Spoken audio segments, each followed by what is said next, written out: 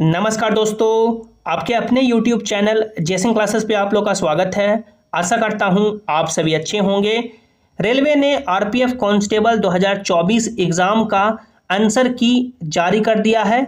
Answer की का link आपको टेलीग्राम जेसन क्लासेस पे प्रोवाइड करा दिया गया है। आप लोग ज्वाइन होकर के यहाँ पर इस लिंक पे आएंगे तो आपको यहाँ पे अपना रजिस्ट्रेशन नंबर डालना है, डेट ऑफ बर्थ डालना है, कैप्चा फिल करना है और लॉगिन पे क्लिक करना है।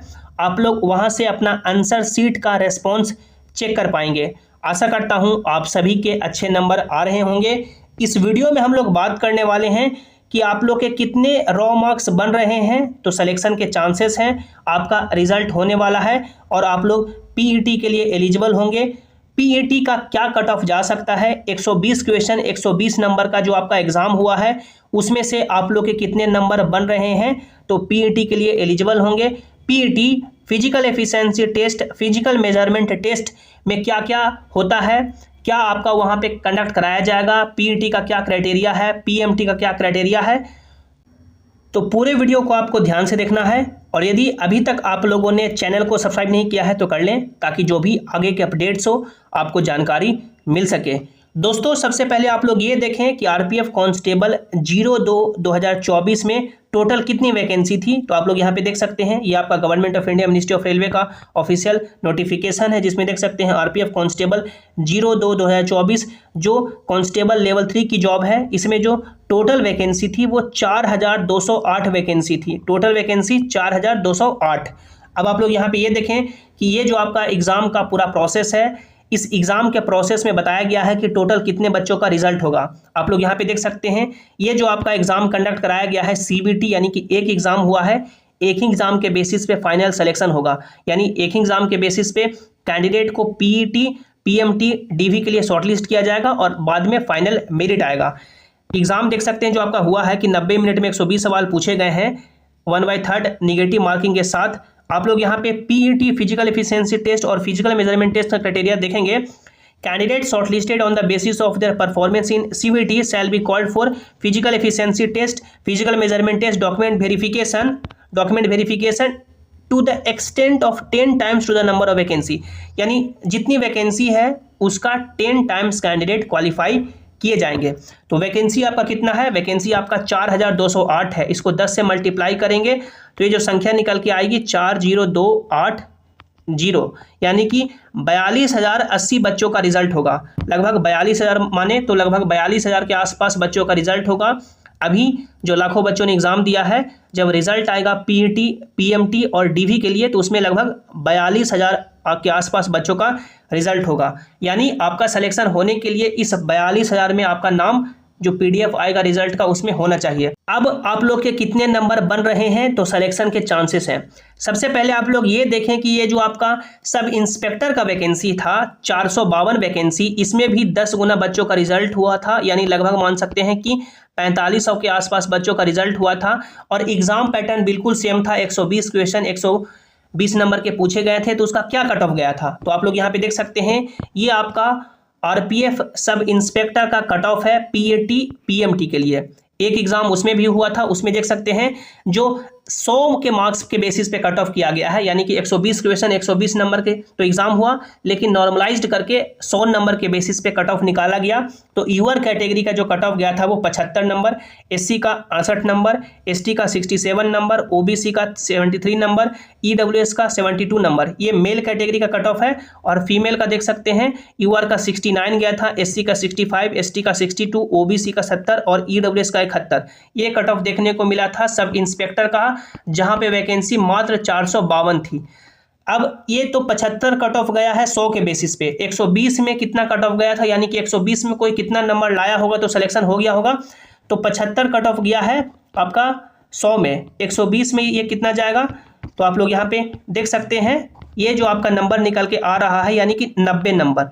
यदि कोई यूआर कैटेगरी से सब इंस्पेक्टर में 90 नंबर के आसपास लेके आया होगा तो सिलेक्शन उसका हो गया होगा। उसी तरह से 2-2 नंबर कम करते जाइए कि ओबीसी में कोई 88 नंबर, ईडब्ल्यूएस में कोई 86 नंबर, एससी में कोई 84 नंबर, एसटी में कोई 82 नंबर, इससे नंबर यानी कि मान सकते हैं 80 के प्लस जो नंबर लाया होगा कैटेगरी के अकॉर्डिंग कट ऑफ आप लोग कम करते जाएं कि यूआर कैटेगरी में कोई 90 नंबर लाया है, उसी तरह से 2-2 नंबर हर कैटेगरी में कम करते जाएंगे। यानी ऑन एन अप्रोक्स कोई 90 नंबर लाया था सब इंस्पेक्टर में 452 वैकेंसी पे, तो उसका रिजल्ट हो गया था।